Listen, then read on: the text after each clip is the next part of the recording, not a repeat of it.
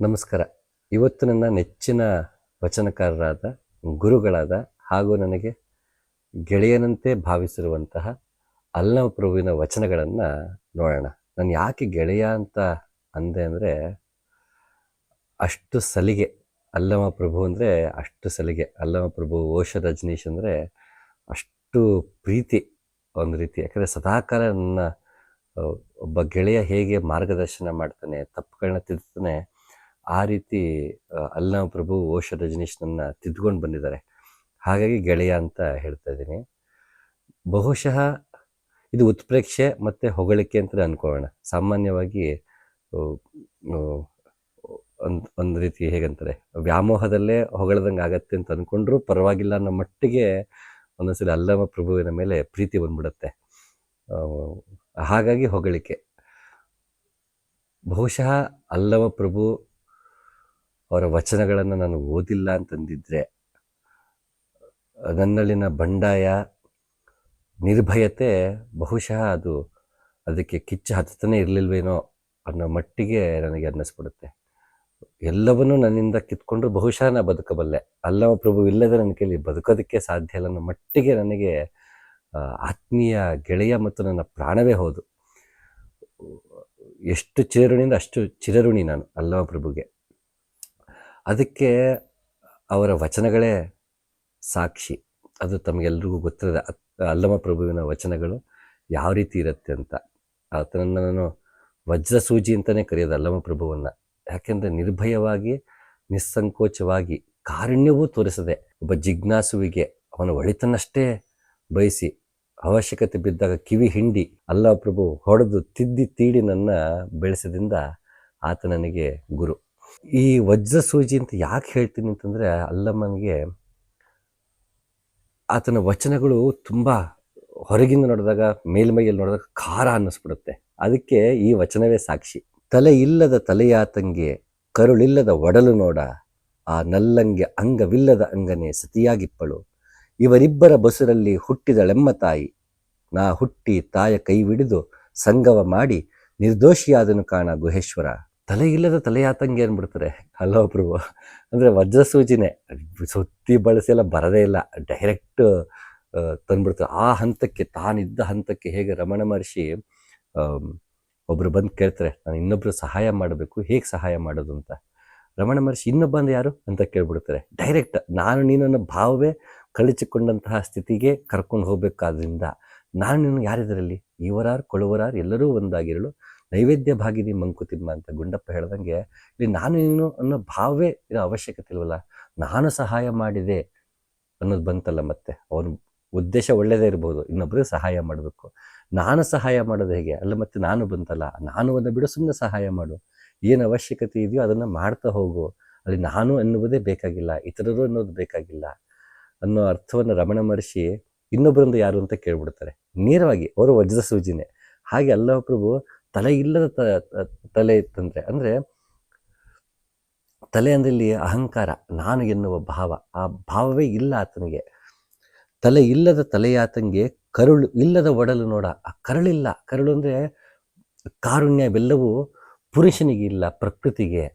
ಪುರುಷನಿಗೆ ಕಾರುಣ್ಯವಿಲ್ಲ ಅನ್ನೋ ಒಂದು ಭಾವವಾದರೆ, ಇದು ಇಚ್ಛಾಶಕ್ತಿ, ಭಗವಂತನ ಇಚ್ಛಾಶಕ್ತಿಯಾಗಿ ನೋಡಿದಾಗ ಆತ ತಲೆ ಇಲ್ಲದ ತಲೆಯಾತ. ಅವನಿಗೆ ಇದೇ ಇಲ್ಲ, ನಾಮರೂಪಗಳು ಇಲ್ಲ. ನಾವು ಎಲ್ಲರನ್ನು ಗುರುತಿಸೋದು ಮುಖ ನುಡಿನೇ.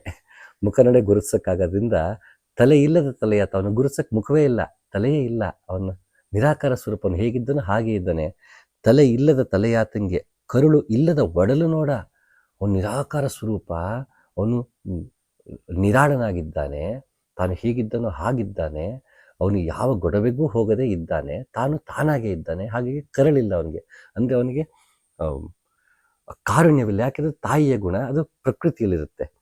ಆ ನಲ್ಲಂಗೆ ಅಂಗವಿಲ್ಲದ ಅಂಗನೆ ಸತಿಯಾಗಿದ್ದಳು. ಆ ಇಚ್ಛಾಶಕ್ತಿಯ ಜೊತೆಗೆ ಕ್ರಿಯಾಶಕ್ತಿ, ಆ ಚೈತನ್ಯವೇನಿದೆ, ಪುರುಷ ಮತ್ತು ಪ್ರಕೃತಿ ಅಂತ ಪರಿಕಲ್ಪನೆ ಮಾಡಿಕೊಂಡಾಗ, ಪುರುಷ ಅಲ್ಲಿ ಆತ ತಲೆ ಇಲ್ಲದ ತಲೆಯಾತ. ಆದರೆ ಇಲ್ಲಿ ನಲ್ಲಂಗೆ ಅಂಗವಿಲ್ಲದ ನಂಗನೆ. ಅಲ್ಲಿ ಆಕೆಗೆ ಅಂಗವಿಲ್ಲ ಅಂದರೆ ಸೃಷ್ಟಿಯ ಕಾಲದಲ್ಲಿ ಅದು ಆ ಪ್ರಕೃತಿ ಚೈತನ್ಯ ಸ್ವರೂಪಳಾಗಿದ್ದಾಳೆ, ಶಕ್ತಿ ಸ್ವರೂಪಳಾಗಿದ್ದಾಳೆ. ಶಕ್ತಿಗೆ ಮಾಸಿಲ್ಲ. ಆ ಪುರುಷ ಮತ್ತು ಪ್ರಕೃತಿ ಸೇರಿ, ಆ ಇಚ್ಛಾಶಕ್ತಿ ಕ್ರಿಯಾಶಕ್ತಿ ಎರಡೂ ಸೇರಿ ನಮಗಿಲ್ಲಿ ಪ್ರಪಂಚವನ್ನು ಕಟ್ಟಿಕೊಡುತ್ತೆ. ಇವರಿಬ್ಬರ ಬಸುರಲ್ಲಿ ಹುಟ್ಟಿದಳೆಮ್ಮ ತಾಯಿ. ನಮಗೆ ಈ ಪ್ರಪಂಚವೇ ನಮಗೆ ತಾಯಿ. ಈ ಪ್ರಪಂಚದ ಭಾಗ ಈ ದೇಹ. ಹಾಗಾಗಿ ಇದು ಕೂಡ ಪ್ರಪಂಚದ ಒಂದು ಭಾಗ. ಅದಕ್ಕೆ ಅದು ಪ್ರಪಂಚ. ಪಂಚ ಅಂದರೆ 5, ಅಂದರೆ ಪ್ರಜ್ಞೆ. ಇದು ಈ ಸೃಷ್ಟಿ ಪಂಚಭೂತಗಳಿಂದ ಆಗಿದೆ ಅಂತೀವಿ. ಈ ಪ್ರಪಂಚ ಬರೀ ಪಂಚಭೂತಗಳಿಂದ ಆಗಿಲ್ಲ. ಹಾಗಾದ್ರೆ ಬರೀ ಪಂಚ ಅಂತ ಇರ್ತಿದ್ರು. ಪ್ರಪಂಚ ಅಂತ ಯಾಕಿಟ್ರು? ಯಾಕೆಂದರೆ ಈ ಪಂಚಭೂತಗಳ ಜೊತೆಗೆ ಅಲ್ಲಿ ಪ್ರಜ್ಞೆ ಇದೆ. ಯಾವ ಭೂತವು ಎಷ್ಟು ಪ್ರಮಾಣದಲ್ಲಿರಬೇಕು, ಯಾವ ಭೂತವು ಎಷ್ಟು ಪ್ರಮಾಣದಲ್ಲಿದ್ದರೆ ಯಾವ ವಸ್ತುವಿಂದ ಜಡವಸ್ತು ಉಂಟಾಗತ್ತೆ. ಈಗ ನಾವು ನೋಡಿದ ಹಾಗೇನೆ ಇವಾಗ ಇದೇ ತಗೋಣ. ಇದು ಮರ. ಈ ಮರದಲ್ಲಿ ಪಂಚಭೂತಗಳು ಕೆಲಸ ಮಾಡ್ತಿದ್ದ ರೀತಿ ಬೇರೆ, ಈ ಕಲ್ಲಲ್ಲಿ ಕೆಲಸ ಮಾಡ್ತಿದ್ದ ರೀತಿ ಬೇರೆ. ನಾವು ಕೆಮಿಸ್ಟ್ರಿನ ನೋಡ್ತೀವಿ, ಇಷ್ಟು ಆಟಮು ಹೈಡ್ರೋಜನ್ನು, ಇಷ್ಟು ಆಟಮ್ ಆಕ್ಸಿಜನ್, ಹೀಗೆ ಹಲವಾರು ನಾವು ಟೇಬಲ್ ನಾವು ನೋಡಿರ್ತೀವಿ. ಸೊ ಒಂದೊಂದು ಇಷ್ಟಿಷ್ಟೇ ಪ್ರಮಾಣದಲ್ಲಿ ಸೇರಿ ಇಂಥ ಒಂದು ವಸ್ತು ಆಗಬೇಕು ಅಂತ ನಿರ್ಧಾರ ಮಾಡಬೇಕು ಅಂದಲ್ಲಿ ಪ್ರಜ್ಞೆ ಇರಬೇಕು. ಹಾಗಾಗಿ ಅಂತಹ ಪ್ರಜ್ಞೆ ಮತ್ತು ಪಂಚಭೂತಗಳು ಸೇರಿ ಪ್ರಪಂಚ. ಹಾಗಾಗಿ ಇಚ್ಛಾಶಕ್ತಿ ಮತ್ತು ಕ್ರಿಯಾಶಕ್ತಿ ಇದೆರಡೂ ಒಡಗೂಡಿ ಜ್ಞಾನಶಕ್ತಿಯ ಸಹಾಯದಿಂದ ಅದು ಈ ಸೃಷ್ಟಿಯನ್ನು ಮಾಡಿದೆ. ಅದು ನನಗೆ ತಾಯಿಯಾಗಿದೆ. ಅದರ ಮುಖಾಂತರ ನಾವು ಬಂದಿದ್ದೀವಿ. ಇವರಿಬ್ಬರ ಬಸುರಲ್ಲಿ ಹುಟ್ಟಿದಳೆಮ್ಮ ತಾಯಿ, ನಾ ಹುಟ್ಟಿ ತಾಯ ಕೈವಿಡಿದು ಸಂಗವ ಮಾಡಿ ನಿರ್ದೋಷಿಯಾದನು ಕಾಣ ಗುಹೇಶ್ವರ. ಯಾವ ಈ ಪ್ರಪಂಚವಿದೆ ಇದರ ಸಂಘ ಮಾಡಿ, ಪ್ರಪಂಚದ ಒಂದು ಭಾಗ ಈ ದೇಹವು, ಆದ್ದರಿಂದ ಈ ದೇಹ ನನಗೆ ತಾಯಿ ಆಗ್ತಾಳೆ, ಇದರಲ್ಲಿ ಆತ್ಮ ಬಂದು ಸೇರುತ್ತೆ. ಇದರ ಸಂಘ ಮಾಡಿ. ಯಾಕೆ ಇದರ ಸಂಘ ಮಾಡಬೇಕು? ಯಾಕಂದ್ರೆ ಇದರಲ್ಲಿ ನಮ್ಮಲ್ಲಿ 6 ಚಕ್ರಗಳಿದೆ. 7ನೇದು ಇಲ್ಲಿ ಸಹಸ್ರಾರ ಇದೆ. ನವದ್ವಾರಗಳಿದೆ. ನವದ್ವಾರಗಳಲ್ಲೂ ವಾಯುವನ್ನು ಬಂಧಿಸಿದ್ರೆ ಬ್ರಹ್ಮರಂಧ್ರ ಪ್ರಾಣ ಹೋಗೋದಕ್ಕೆ ಸಾಧ್ಯ ಇದೆ. ಇದನ್ನು ಯೋಗದಲ್ಲಿ ಬಳಸ್ಕೋಬಹುದು. ಹಾಗೆ ನಮಗೆ ಪಂಚೇಂದ್ರಿಯಗಳಿದೆ. ಪಂಚಕರ್ಮೇಂದ್ರಿಯಗಳು, ಪಂಚಕಾಮೇಂದ್ರಿಯಗಳಿದೆ. ಈ ಪಂಚಕರ್ಮೇಂದ್ರಿಯಗಳ ಸಹಾಯದಿಂದ ಹೊರಗಣ್ಣನ್ನು ಮುಚ್ಚಿ ಒಳಗಣ್ಣು ತೆಗಿಬೋದು, ಹೊರ ಕಿವಿಯನ್ನು ಮುಚ್ಚಿ ಒಳ ಕಿವಿಯನ್ನು ತೆಗಿಬೋದು, ಹೊರಗಣ್ಣನ್ನು ಮುಚ್ಚಿ ಒಳಗಣ್ಣಿನಲ್ಲಿ ಬೆಳಕನ್ನು ನೋಡ್ಬೋದು, ಹೊರ ಕಿವಿಯನ್ನು ಮುಚ್ಚಿ ನಾವು ಒಳ ಕಿವಿಯಲ್ಲಿ ನಾದವನ್ನು ಕೇಳಬಹುದು. ಹೀಗೆ ಇದೆಲ್ಲ ದೇಹವನ್ನೇ ಬಳಸಿಕೊಂಡು ನಮ್ಮ ನಾವು ಕಂಡ್ಕೊಳ್ಳೋಕ್ಕಾದ್ರಿಂದ ಈ ಪ್ರಪಂಚ ಸಹಾಯವೇ ಅದರ ಸಂಘವೇ ಮಾಡಿ, ನಾ ಹುಟ್ಟಿ ತಾಯ ಕೈ ಬಿಡಿದು ಸಂಗವ ಮಾಡಿ ನಿರ್ದೋಷಿಯಾದನು ಕಾರಣ ಗುಹೇಶ್ವರ. ಯಾವಾಗ ನಾವು ದೇಹವನ್ನು ಬಳಸಿ ಅದನ್ನು ಯೋಗ ಮಾರ್ಗದಲ್ಲಿ ಬಳಸಿ ಅದಕ್ಕೆಂದ್ರೆ ನಮ್ಮನ್ನು ನಾವು ಕಂಡುಕೊಂಡಾಗ ನಿರ್ದೋಷಿ ಆಗ್ಬಿಟ್ವಿ. ಅಲ್ಲಿ ಯಾವ ದೋಷಗಳು ಉಳ್ಕೊಂಡಿಲ್ಲ. ಭೂತಗಳಲ್ಲಿ ದೋಷವಿರುತ್ತೆ ಅಂದರೆ ಅದಕ್ಕೆ ಅಂತ ದೋಷ ಅಂದರೆ ಇತಿಮಿತಿ ಅಂತ ಅನ್ಕೋಣ. ಈ ಇತಿಮಿತಿ ಭೂತಗಳು, ಪಂಚಭೂತಗಳಲ್ಲಿ ಇತಿಮಿತಿ ಇದೆ. ಅದರಿಂದ ಉಂಟಾದ ಈ ಸೃಷ್ಟಿಗೆ ಇತಿಮಿತಿ ಇದೆ. ಅದು ಅದರ ದೋಷ. ಭಗವಂತನಿಗೆ ಯಾವ ಇತಿಮಿತಿ ಇಲ್ಲ. ಹಾಗಾಗಿ ಆತ ನಿರ್ದೋಷಿ. ಅಂತಹ ನಿರ್ದೋಷಿ ನಾನು ಆದೆ.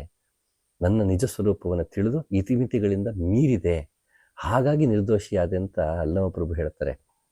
ಅದಕ್ಕೆ ಯಾವಾಗಲೂ ಹೇಳ್ತಿರ್ತೀನಿ, ಗುಂಡಪ್ಪನವರ ಕಗ್ಗವನ್ನು, ಕಲ್ಮಶದ ವಲ್ಮೀಕವೆನ್ನೊಡಲ ಜರಿಯದಿರು ಬ್ರಹ್ಮಪುರಿಯಿಂದ ಋಷಿಗಳಂದಿಹರು ಅಂತ. ಇದು ಬ್ರಹ್ಮಪುರಿ, ಭಗವಂತ ನೆಲೆಸಿರುವಂಥದ್ದಪ್ಪ. ಇದನ್ನು ಸರಿಗೆ ಬೆಳೆಸ್ಕೋ. ಬೇಂದ್ರಜ್ಜ ಕೂಡ ದೇಹ ಒಂದು ದೇವವೀಣೆ ನರಗೂ ತಂತಿತಾನೆ ಅಂತ ಬೇಂದ್ರಜ್ಜ ದೇಹವನ್ನು ದೇವವೀಣೆ ಅಂತ ಕರೆದು ಬಿಡ್ತಾರೆ. ಅದನ್ನು ಬಳಸಿ ನಾವು ನಾದವನ್ನು ಮೂಡಿಸ್ಬೇಕು. ನಾದ ಬೇಕು ಅಂತ ಕೂಡ ಮತ್ತೊಂದು ಕವನದಲ್ಲಿ ಬೇಂದ್ರಜ್ಜ ಹೇಳ್ತಾರೆ. ಈ ದೇಹದಲ್ಲಿರುವ ನಾಡಿಗಳು 72,000 ನಾಡಿಗಳಲ್ಲಿ 101 ನಾಡಿ ಯೋಗಕ್ಕೆ ಸಂಬಂಧಪಟ್ಟಿದ್ದು, ಶಕ್ತಿ ಸಂಚಲನೆಗೆ ಸಂಬಂಧಪಟ್ಟಿದ್ದು. ಅದರಲ್ಲಿ ಮತ್ತೆ 10 ನಾಡಿಗಳು ನೇರವಾಗಿ ಯೋಗ ಮಾರ್ಗದಲ್ಲೇ ಬಳಸಿಕೊಳ್ಳುವಂತಹ ನಾಡಿಗಳು. ಜೊತೆಗೆ ಮತ್ತೆ ಹೃದಯದಲ್ಲಿ 3 ಗ್ರಂಥಿಗಳು, ಬ್ರಹ್ಮಗ್ರಂಥಿ, ವಿಷ್ಣು ಗ್ರಂಥಿ ಮತ್ತು ರುದ್ರ ಗ್ರಂಥಿ. ಇದೆಲ್ಲದರ ಸಹಾಯದಿಂದ ನಾವು ಮುಂದಕ್ಕೆ ಹೋಗಿ ಇಡ ಮತ್ತು ಪಿಂಗಳದಿಂದ ನಾವು ಪೂರಕ ರೇಚಕಗಳನ್ನು ಮಾಡಿಕೊಂಡು ಕೊನೆಗೆ ಕುಂಭಕದ ಸಹಾಯದಿಂದ ಸುಷುಮ್ನಾ ನಾಳಕ್ಕೆ ಹೋಗುವುದರಿಂದ, ಇದೆಲ್ಲವೂ ಈ ದೇಹದಲ್ಲೇ ಇರುವುದರಿಂದ ಇದರ ಸಂಗಮ ಮಾಡಿ ನಿರ್ದೋಷಿಯಾದೆ ಅಂತ ಇಲ್ಲಿ ಅಲ್ಲಮಪ್ರಭು ಹೇಳ್ತಾರೆ. ಅದಕ್ಕೆ ಗುಂಡಪ್ಪ ಚೆನ್ನಾಗಿ ಹೇಳ್ತಾರೆ, ದೇಹವೆಂಬುದು ಕುದುರೆ, ಆತ್ಮನು ಅದರ ಆರೋಹಿ, ವಾಹನವನ್ನು ಉಪವಾಸ ವಿರಿಸಿ ನಡೆದೀತೆ, ರೋಹಿ ಜಾಗ್ರತೆ ತಪ್ಪೆ ಯಾತ್ರೆ ಸುಖ ಸಾಗೀತೆ, ಸ್ನೇಹವೆರಡಕ್ಕೂ ಉಚಿತ ಮಂಕುತಿಮ್ಮ ಅಂತ ಗುಂಡಪ್ಪ ಅಂದ್ರೆ. ಈ ದೇಹ ನಾವು ಬಳಸುವಂಥ ವಾಹನ. ಈ ಕುದುರೆ ನಾವು ಸರಿಗೆ ಆಹಾರ ಹಾಕಲಿಲ್ಲ ಅಂದರೆ ಕುದುರೆಗೆ ನಿಶಕ್ತಿ ಆಗುತ್ತಪ್ಪ. ನಿನ್ಗೆ ಯಾವಾಗ ಕುದುರೆಗೆ ನಿಶಕ್ತಿ ಆಗುತ್ತೆ, ನಿನ್ನ ಪ್ರಯಾಣ ಕಷ್ಟ ಆಗ್ಬಿಡುತ್ತೆ. ಸ್ನೇಹವೆರಡಕ್ಕೂ ಉಚಿತ ಮಂಕುತಿಮ್ಮ ಅಂತ ಗುಂಡಪ್ಪ ಅಂತ. ಈ ದೇಹವನ್ನು ನಾವು ಚೆನ್ನಾಗಿ ಕಾಪಾಡ್ಕೊಳ್ಬೇಕು. ಯಾಕೆಂದ್ರೆ ಇದು ನಮ್ಮ ವಾಹನ, ಇದು ನಮ್ಮ ಮನೆ, ಇದರಲ್ಲೇ ನಾವು ವಾಸ ಮಾಡ್ತಿರೋದು. ಇದನ್ನು ನಿರ್ಲಕ್ಷಿಸಬೇಡ, ಇದನ್ನು ಕಡೆಗಣಿಸ್ಬೇಡ. ಇದು ಮಲಮೂತ್ರಗಳಿಂದ ಸೇರಿರುವಂಥದ್ದು, ಇದು ರಕ್ತ ಇದೆ, ಮಾಂಸ ಇದೆ ಅಂತ ಅಲ್ಲಿಗಿಳಿಬೇಡ. ಅದನ್ನು ಈ ಪರ್ಸೆಪ್ಷನಲ್ಲಿ ನೋಡು. ಅದನ್ನು ಯಾಕೆ ಮಲಮೂತ್ರಗಳಿರುವಂಥದ್ದು ಇದ್ರ ಬಗ್ಗೆ ಇದು ನಶಿಸಿ ಹೋಗುವಂಥದ್ದು, ಕೊಳೆತು ಹೋಗುತ್ತೆ ಯಾಕಂದ್ರೆ ದೇಹಾಭಿಮಾನ ಹೋಗೋದಕ್ಕೆ ಹಾಗೆ ಆ ರೀತಿ ಅಂದಿದರೆ ಹೊರತು ಯೋಗ ಮಾರ್ಗದಲ್ಲಿ ಯಾವಾಗ ದೇಹಾಭಿಮಾನ ಬಿಡ್ತೀವಿ, ಕೊನೆಗೆ ಈ ದೇಹ ಯಾವುದು ನಶ್ವರ ಅಂದ್ವೋ ಅದೇ ಕೊನೆಗೆ ಟೂಲ್ ಆಗಿಬಿಡುತ್ತೆ, ಸಾಧನೆ ಆಗಿಬಿಡುತ್ತೆ. ಆ ಸಾಧನೆಯನ್ನು ಬಳಸ್ಕೊಂಡು, ಸಾಧನೆ ಅಂದರೆ ಟೂಲ್ ಅಂತ. ಸೊ ಆ ಟೂಲ್ನ ಬಳಸ್ಕೊಂಡು ಮೊದಲದನ್ನು ನಶ್ವರ ಮಲಮೂತ್ರಗಳಿಂದ ಕೂಡಿರುವಂಥದ್ದು, ಕೊಳೆತು ಹೋಗೋದು ಅಂಥೇಳಿ ದೇಹಾಭಿಮಾನವನ್ನು ಕಳಿಸಿಕೊಂಡು ದೇಹವನ್ನು ಬ್ರಹ್ಮಪುರಿಯಿಂದ ತಿಳಿದು ಅದನ್ನು ಸಾಧನವಾಗಿ ಬಳಸಿಕೊಂಡಾಗ ಆತ ನಿರ್ದೋಷಿಯಾಗೋದಕ್ಕೆ ಸಹಾಯ ಆಗುತ್ತೆ. ಛಾಂದೋಗ್ಯ ಉಪನಿಷತ್ತಲ್ಲಿ ಒಂದು ಪ್ರಸಂಗ ಬರುತ್ತೆ. ಒಬ್ಬ ಗುರು ಶಿಷ್ಯನಿಗೆ ಒಂದು ಮಂತ್ರವನ್ನು ಕೊಡ್ತಾನೆ. ಮಂತ್ರವನ್ನು ಕೊಟ್ಟು ಇದನ್ನು ಅಭ್ಯಾಸ ಮಾಡ್ಕೊಂಡು ಬಾ ಅಂತ ಹೇಳ್ತಾರೆ. ಅಭ್ಯಾಸ ಮಾಡ್ಕೊಂಡ್ಬಂದು ಈಗ ಹೇಳು ಅಂದಾಗ ಆ ಮಂತ್ರವನ್ನು ಉಚ್ಚಾರಣೆ ಮಾಡ್ತಾನೆ. ತದನಂತರ ಇಷ್ಟು ದಿನ ಊಟ ಮಾಡದೆ ಬಾ ಅಂತ ಹೇಳ್ತಾನೆ. ಆತ ಅಷ್ಟು ದಿನ ಉಪವಾಸ ಮಾಡಿ ಊಟ ಗೀಟ ಮಾಡದೆ ಮತ್ತೆ ಬರ್ತಾನೆ.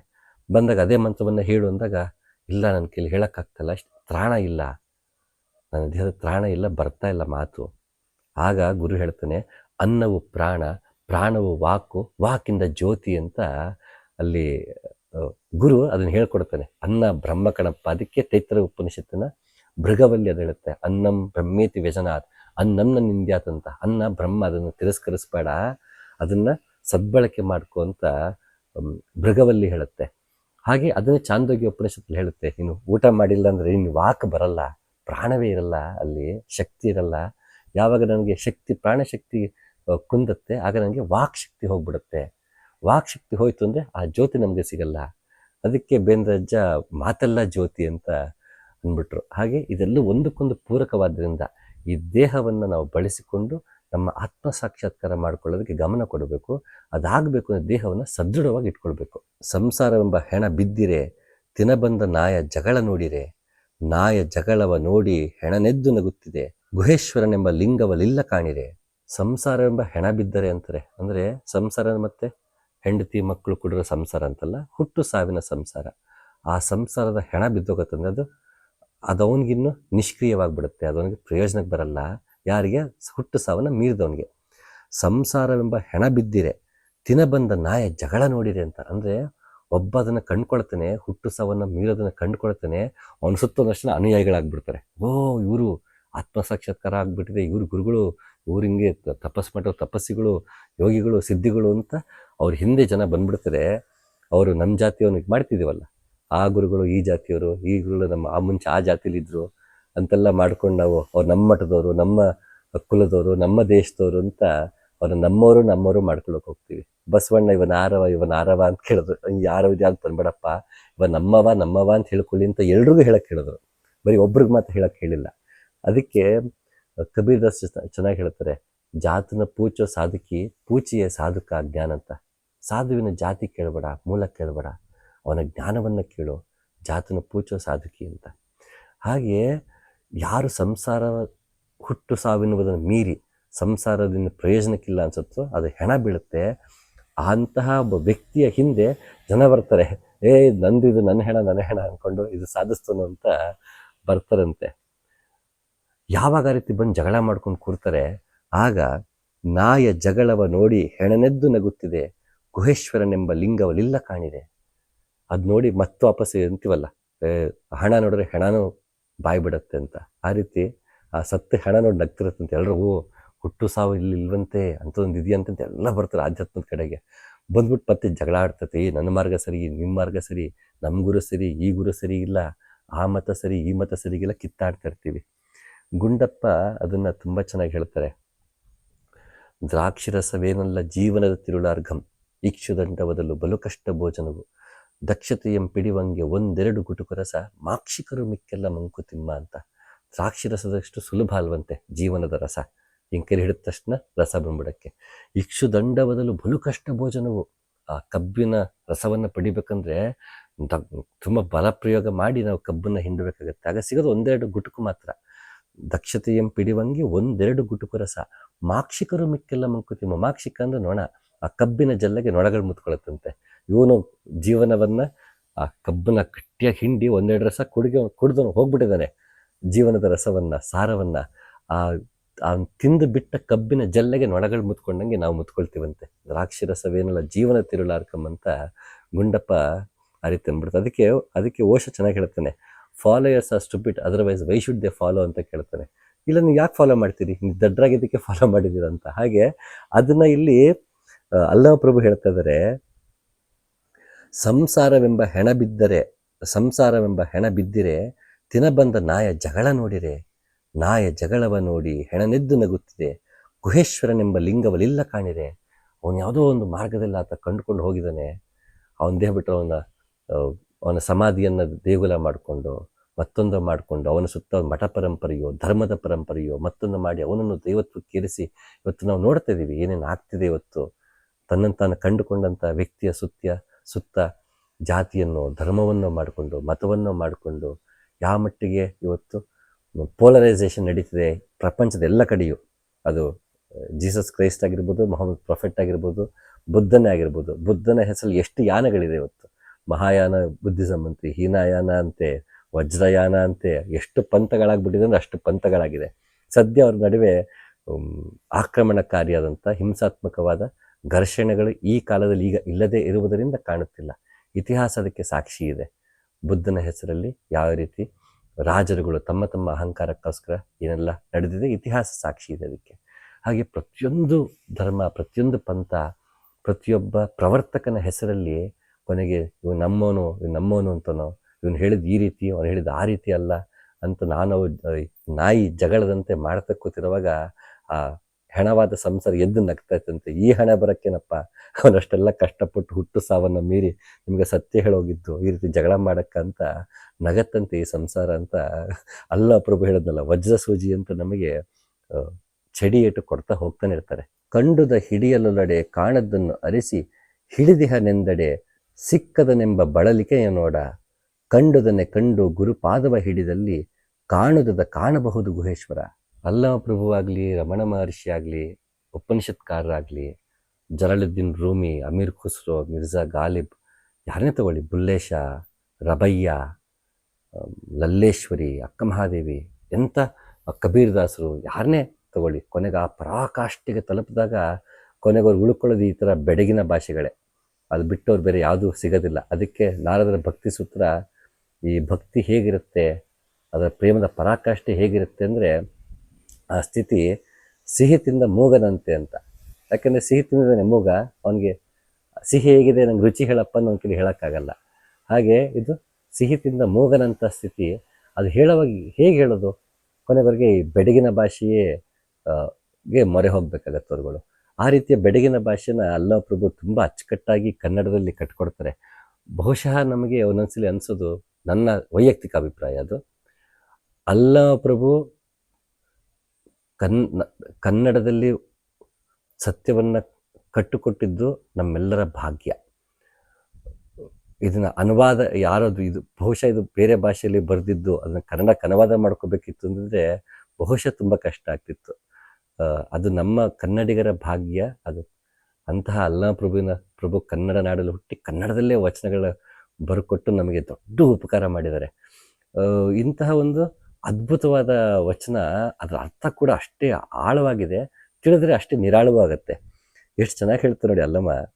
ಕಂಡದ ಹಿಡಿಯಲೊಲ್ಲಡೆ, ಕಣ್ಣಿಗೆ ಕಾಣಿಸಿದೆ, ಎಲ್ಲವೂ ಕಣ್ಣಿಗೆ ಕಾಣಿಸ್ತಿದೆ, ಅಲ್ಲೇ ಇರೋದನ್ನು ಹಿಡಿಯೋದಕ್ಕೆ ಪ್ರಯತ್ನ ಪಡದೆ, ಯಾವುದು ಕಾಣ್ತಿಲ್ವೋ ಅದನ್ನು ಹಿಡಿಯೋದಕ್ಕೆ ಹೋಗಿ, ಅಯ್ಯೋ ನಂಗೆ ಕೈಲಿ ಸಿಗ್ತಲ್ಲ, ಅಯ್ಯೋ ನಂಗೆ ಕೈಲಿ ಕಣ್ಣು ಕಾಣಿದ್ರೆ ಹಿಡಿಯೋಕೆ ಹೋಗ್ತಿದ್ದೀನಿ, ನಂಗೆ ಸಿಗ್ತಲ್ಲ ಅಂತ ಯಾಕಪ್ಪ ಬಳಲ್ತೀಯಾ ಅಂತ ಕೇಳ್ತಾರೆ ಅಲ್ಲಮ್ಮ. ಯಾಕೆ ಅಂದರೆ ಈಶ್ಯವಾಸಮಿದಗಂ ಸರ್ವಂ, ಭಗವಂತ ಎಲ್ಲೆಲ್ಲೂ ಇದ್ದಾನೆ, ಅವನೇ ಇಲ್ಲಿ ವ್ಯಕ್ತ ಸ್ವರೂಪನಾಗಿದ್ದಾನೆ.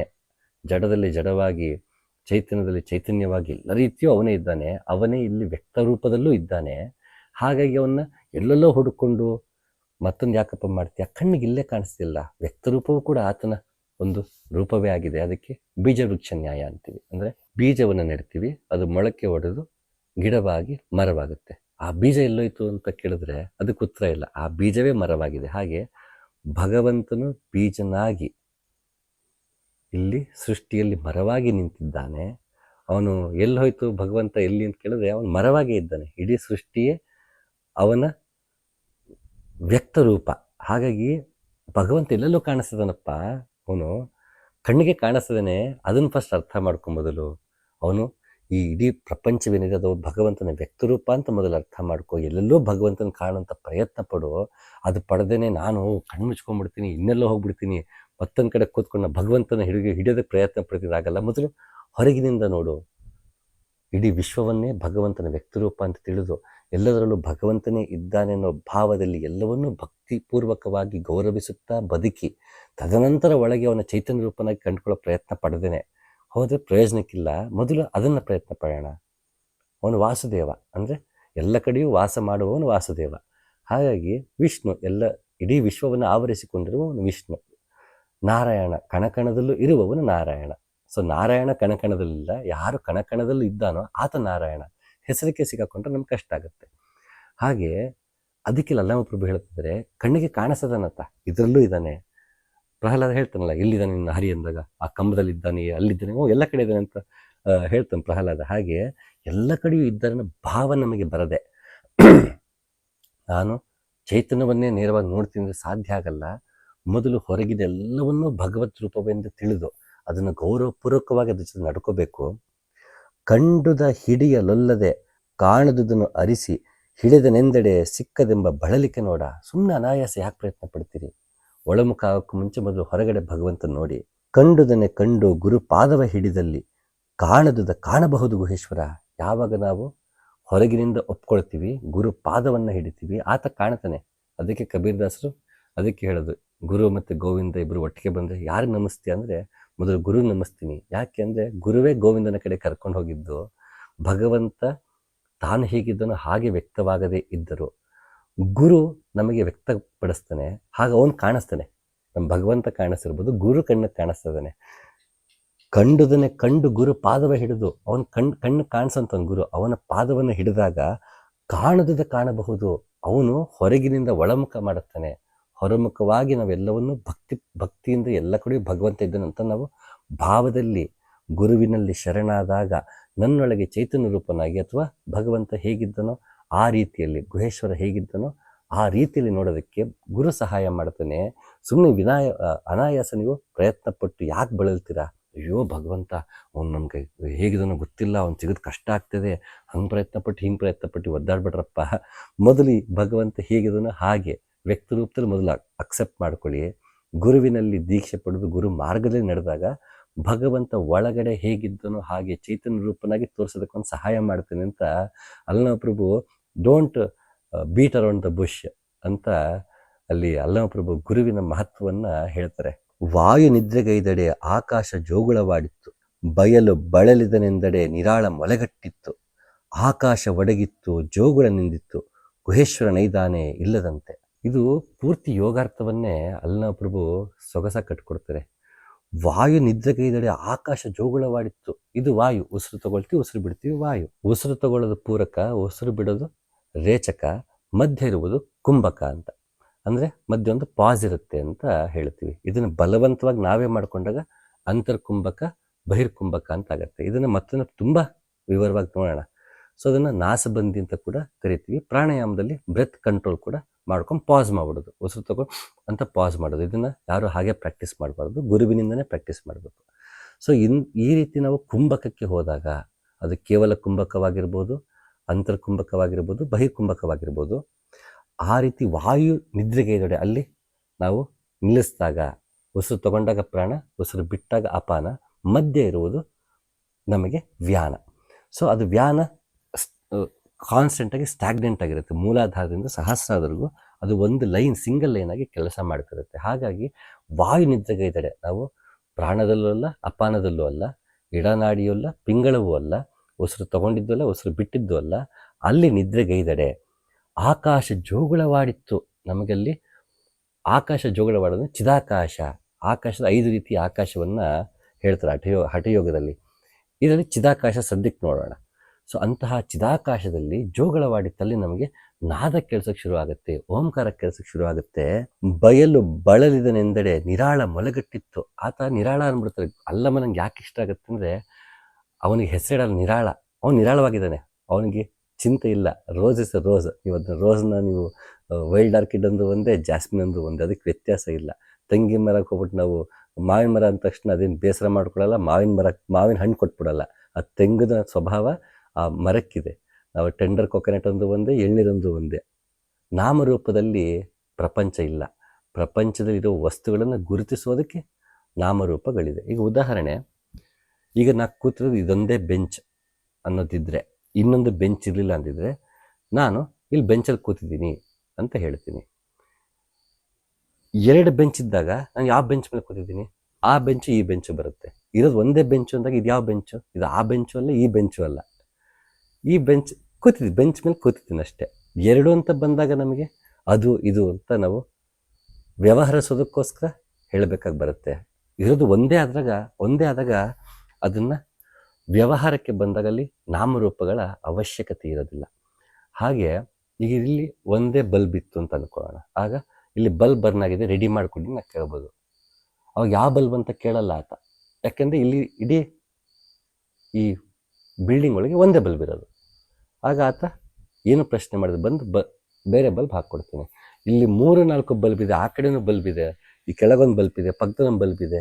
ಆಗ ಬಲ್ಬ್ ಬರ್ನ್ ಆಗಿದೆ ಅಂತ ತಕ್ಷಣ ಕೇಳ್ತಾನೆ, ಯಾವ ಬಲ್ಬ್ ಅಂತ ಕೇಳ್ತಾನೆ. ನಾನು ಹೇಳ್ಬೇಕು ಅವಾಗ, ಅದೇ ಗೋಡೆಯಲ್ಲಿ ಇದೆಯಲ್ಲ ಅದು, ಸೀಲಿಂಗಲ್ಲಿ ಇದೆಯಲ್ಲ, ಕೊನೆಯಲ್ಲಿ ಇದೆಯಲ್ಲ ಅದು, ಅಥವಾ ಮಧ್ಯದಲ್ಲಿ ಅದು ಅಂತ ನಾವು ಹೇಳಬೇಕಾಗತ್ತೆ. ಮೊದಲನೇದು, 2ನೇದು ಅಂತ. ಇರೋದು ಒಂದೇ ಅಂದಾಗ ಬಲ್ಬ್ ಹೋಗಿದೆ ಅಂತ ತಕ್ಷಣ ಬಂದು ಸರಿ ಮಾಡಿಕೊಡ್ತೀವಿ. ಯಾವ ಬಲ್ಬ್ ಅಂತ ಕೇಳೋ ಅವಶ್ಯಕತೆ ಇರಲ್ಲ. ಹಾಗೆ ಆತ ನಿರಾಳನಾಗಿದ್ದಾನೆ, ಅವನಿಗೆ ಯಾವ ಗೊಡವೆನೂ ಇಲ್ಲ, ಅವನ ನಾಮರೂಪಗಳು ಇಲ್ಲ. ನಾವು ಅವ್ನಿಗೆ ಏನು ಹೆಸರಿಟ್ಕೊಂಡ್ರು ಅವ್ನಿಗೆ ಬೇಜಾರಿಲ್ಲ. ನಮಗೆ ಬೇಜಾರು, ಅಯ್ಯೋ ನನ್ನ ದೇವ್ರ ಹೆಸರು ಅದೇನೆ, ನನ್ನ ದೇವ್ರ ಹೆಸರು ಇದೇನೆ, ನಾವು ಕಿತ್ತಾಡ್ಕೋಬೇಕು, ನಮಗೆ ಬೇಜಾರಾಗ್ಬಿಟ್ರೆ ಯಾರಿಗೆ ಹೆಸರಿಟ್ಟಿದ್ದೀವಲ್ಲ ಅವನಿಗೆ ಅದ್ರ ಬಗ್ಗೆ ಸಮಸ್ಯೆ ಇಲ್ಲ. ಅವನ್ನ ನಾವು ಹೇಗೆ ಕರೆದು ಅವ್ನಿಗೇನೂ ವ್ಯತ್ಯಾಸ ಇಲ್ಲ. ನನ್ನ ನೆನಪಿಸ್ಕೊಂಡ್ರ ಅಷ್ಟೇ ಅಂತ ಕೇಳ್ತೇನೆ. ನನ್ನ ಯಾವ ಹೆಸರಾದ್ರೂ ಕರೀರಿ, ನನ್ನ ನೆನಪಿಸ್ಕೊಂಡ್ಯಾ, ಅದಷ್ಟೇ ಅವನಿಗೆ ಮುಖ್ಯ. ಯಾವ ಹೆಸರು ಕರೆದು ಅವನಿಗೆ ಮುಖ್ಯ ಇಲ್ಲ ಭಗವಂತನಿಗೆ. ಹಾಗೆ ಆ ರೀತಿಯಾಗಿ ಆತ ನಿರಾಳ. ಕೃಷ್ಣ ಚೆನ್ನಾಗಿ ಹೇಳ್ತಾನೆ ಭಗವದ್ಗೀತೆಯಲ್ಲಿ, ನಿನಗೆ ಯಾವ ರೂಪದಲ್ಲೇ ನನ್ನ ಪೂಜೆ ಮಾಡು, ಯಾವ ದೇವತೆಗಳನ್ನೇ ನೀವು ಪೂಜೆ ಮಾಡ್ಕೊ, ಯಾರನ್ನಾರು ನೀವು ಕಷ್ಟ ಸುಖ ಹೇಳ್ಕೊ, ಕೊನೆ ತಲುಪೋದು ನನಗೇನೆ. ನಾವೊಂದು ಸರ್ಕಾರಿ ಕಚೇರಿಗೆ ಹೋಗ್ತೀವಿ, ಅಲ್ಲಿ ಯಾರೋ ಒಬ್ಬರಿಗೆ ನಾವು ಅಪ್ಲಿಕೇಶನ್ ಕೊಡ್ತೀವಿ, ಕೊನೆಗೆ ಅದು ಮೇಲಧಿಕಾರಿಗೆ ಹೋಗುತ್ತೆ.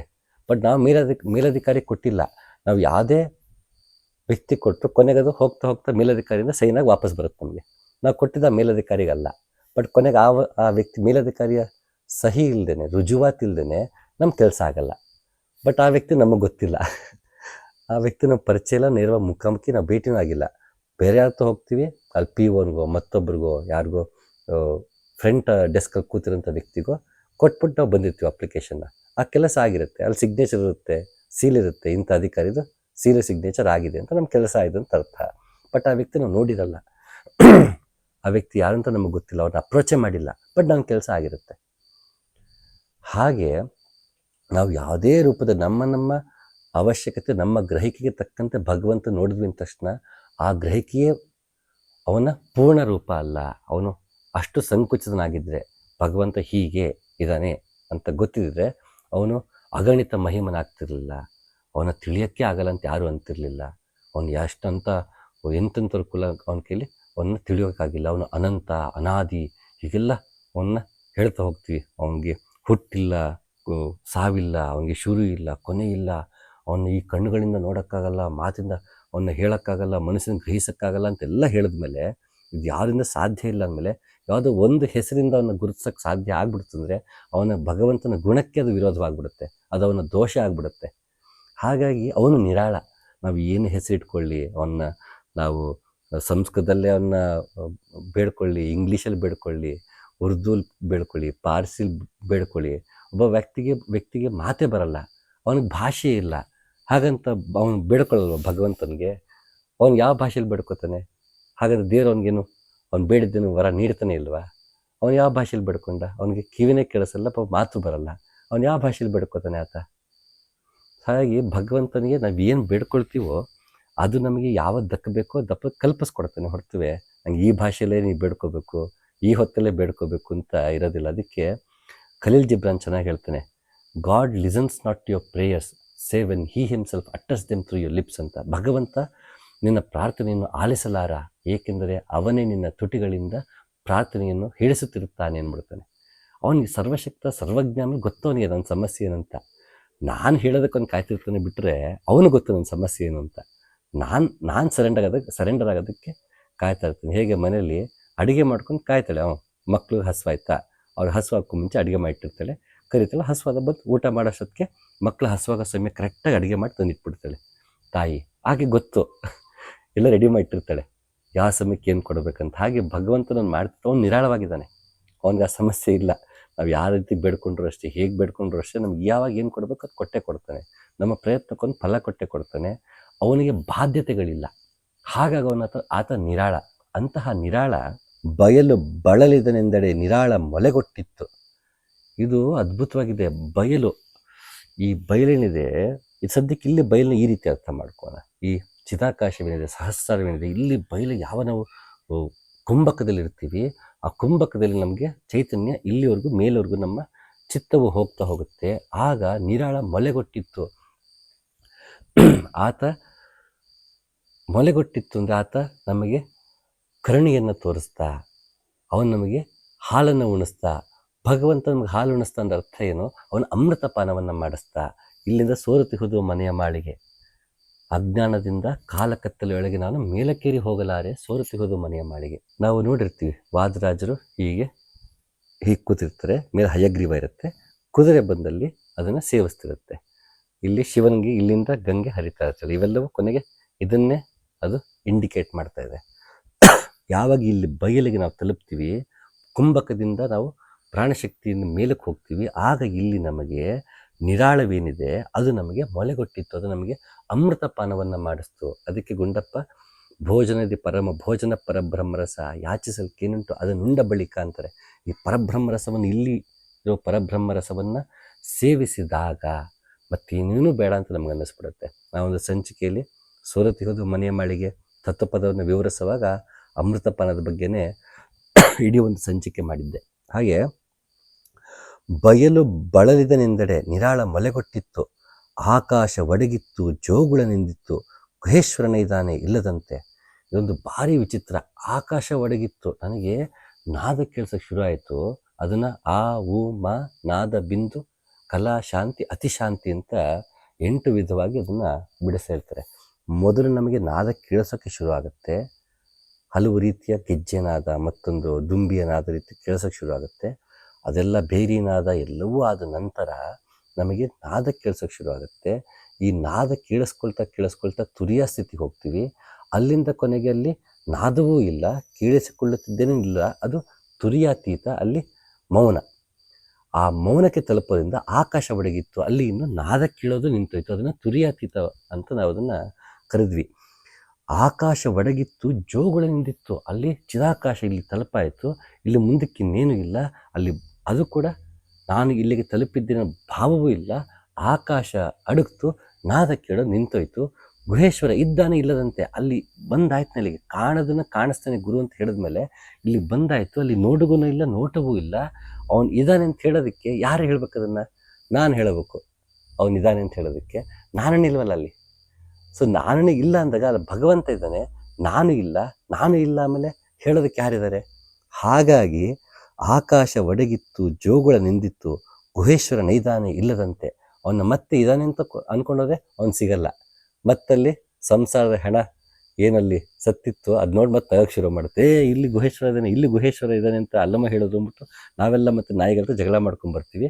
ಅಲ್ಲಿ ಗುಹೇಶ್ವರ ಇಲ್ದರಂಗೆ ಆಗ್ಬಿಡ್ತಾನೆ. ಅದಕ್ಕೆ ಇಲ್ಲಿ ಮತ್ತೆ ಅದನ್ನೇ ಹೇಳ್ತಿದ್ದಾರೆ ಅಲ್ಲಮ್ಮ ಪ್ರಭು, ಗುಹೇಶ್ವರ ನೈದಾನೆ ಇಲ್ಲದಂತೆ. ಯಾಕೆ ಅಂದರೆ ನಾಯ ಜಗಳವ ನೋಡಿ ಹೆಣನೆದ್ದು ನಗುತ್ತಿದೆ, ಗುಹೇಶ್ವರನೆಂಬ ಲಿಂಗವಲ್ಲಿಲ್ಲ ಕಾಣಿರೆ. ಅಲ್ಲೂ ಅದನ್ನು ಹೇಳಿದರೆ, ಅಲ್ಲಿಲ್ಲಪ್ಪ, ಅಲ್ಲೆಲ್ಲೋ ಭಗವಂತ ಇದ್ದಾನೆ ಅಂದ್ಕೊಂಡು ನೀನು ಇಲ್ಲಿ ಹುಡುಕ್ತೀನಿ ಅಂತ ಹೋದರೆ ಸಿಗಲ್ಲ. ಯಾಕೆ? ಕಂಡುದ ಹಿಡಿಯಲಲ್ಲದೆ ಕಾಣದುದನ್ನು ಅರಿಸಿ ಹಿಡಿದೆಹನೆಂದೆಡೆ ಸಿಕ್ಕದೆಂಬ ಬಳಲಿಕೆ ನೋಡ. ಅದನ್ನು ಅಲ್ಲಮಪ್ರಭು ಅಲ್ಲೇ ಹೇಳಿರೋದ್ರಿಂದ ನಾವು ಯಾವುದನ್ನೋ ಹಿಡಿಯೋದಕ್ಕೆ ಹೋಗ್ತೀವಿ, ಕಣ್ಕೊಳ್ಳೋಕೆ ಹೋಗ್ತೀವಿ ಅಂತ ಹೋದಾಗ ನಾನು ಭಗವಂತನ ಕಂಡ್ಕೊಳ್ಳೋಕೆ ಹೋಗ್ತೀನಿ, ಆ ಸತ್ಯವನ್ನು ಕಂಡ್ಕೊಳ್ಳೋಕೆ ಹೋಗ್ತೀನಿ ಬಂದಾಗ ನಾನು ಬರುತ್ತೆ. ಆಗ ಅಲ್ಲಿ ಸಿಗಲ್ಲ. ಆಗ ಮತ್ತೆ ನಾಯಿ ಜಗಳ ಆಗಿಬಿಡುತ್ತೆ. ಆಗ ಅವನು ಅಲ್ಲಿದ್ದಾನೆ, ಬಟ್ ಇಲ್ಲಿದ್ದಾನೆ ಅಂತ ಹೇಳೋದಕ್ಕೆ ಯಾರಾದರೂ ಅಡ್ರೆಸ್ ಮಾಡೋಕ್ಕೆ, ಪಾಯಿಂಟ್ ಮಾಡೋಕ್ಕೆ ಬೇಕು. ಪಾಯಿಂಟ್ ಮಾಡೋಕ್ಕೆ ನಾನಿರಬೇಕು. ಆ ನಾನು ಇಲ್ಲ ಅಂದಾಗ ಪಾಯಿಂಟ್ ಮಾಡೋಕ್ಕೆ ಯಾರೂ ಇರಲ್ಲ. ಹಾಗಾಗಿ ಅಲ್ಲಿ ಗುಹೇಶ್ವರ ಇದ್ದಾನೆ, ಆದರೆ ಅವನಿಲ್ಲ. ಎಷ್ಟು ಚೆನ್ನಾಗಿ ಪ್ಯಾರಡಾಕ್ಸಿಕಲ್ ಆಗಿ ನಮ್ಗೆ ಅಲ್ಲಮಪ್ರಭು ಅನುಭಾವದ ಪರಾಕಾಷ್ಠೆಯನ್ನು, ಹೇಳಲಾಗದ ವಿಷಯವನ್ನು ಹೇಳುವ ಪ್ರಯತ್ನದಲ್ಲಿ ಹೇಳದೆಯೇ ಹೇಳುವಂತಹ ಒಂದು ಸೋಜಿಗ. ಈ ಸೋಜಿಗ ಪದವನ್ನು ಅಲ್ಲಮ ಪ್ರಭು ಎಷ್ಟೋ ಕಡೆ ಸೊಗಸಾಗಿ ಬಳಸಿದ್ದಾರೆ. ಹಾಗೆ ನೋಡಿದ್ರೆ ಈಗ ನಾವು ಬಳಸಬೇಕು. ಇಂತಹ ಹೇಳಲಾಗದ ವಿಷಯವನ್ನು ಅಲ್ಲಮ ಪ್ರಭು ಕನ್ನಡದಲ್ಲಿ ಕಟ್ಟಿಕೊಟ್ಟರಲ್ಲ, ಅದಕ್ಕಿಂತ ದೊಡ್ಡ ಸೋಜಿಗ ಇನ್ನೊಂದಿಲ್ಲ ಬಹುಶಃ. ಆ ಸೋಜಿಗವೆನ್ನೋ ಪದ ಮತ್ತು ನಾವು ಅಲ್ಲಮ ಪ್ರಭುಗೆ ಬಳಸಬೇಕಾಗತ್ತೆ. ಅಂತಹ ಸೋಜಿಗ ಎಲ್ಲರ ಪಾಲಾಗಿ ಇಲ್ಲದ ಗುಹೇಶ್ವರನನ್ನು ಇಲ್ಲ ಎಂದುಕೊಳ್ಳದೆಯೇ, ಇದ್ದಾನೆ ಎಂದುಕೊಳ್ಳದೆಯೇ, ನಾಯಿ ಜಗಳವಾಡದೆ, ಆಕಾಶ ಒಡಗಿ ಜೋಗಳವೂ ನಿಲ್ಲುವಂತಹ ಸ್ಥಿತಿ ಎಲ್ಲರಿಗೂ ಬರಲಿ ಅಂತ ಹೇಳ್ತಾ ಮತ್ತೊಮ್ಮೆ ಸಿಗ್ತೀನಿ. ನಮಸ್ಕಾರ.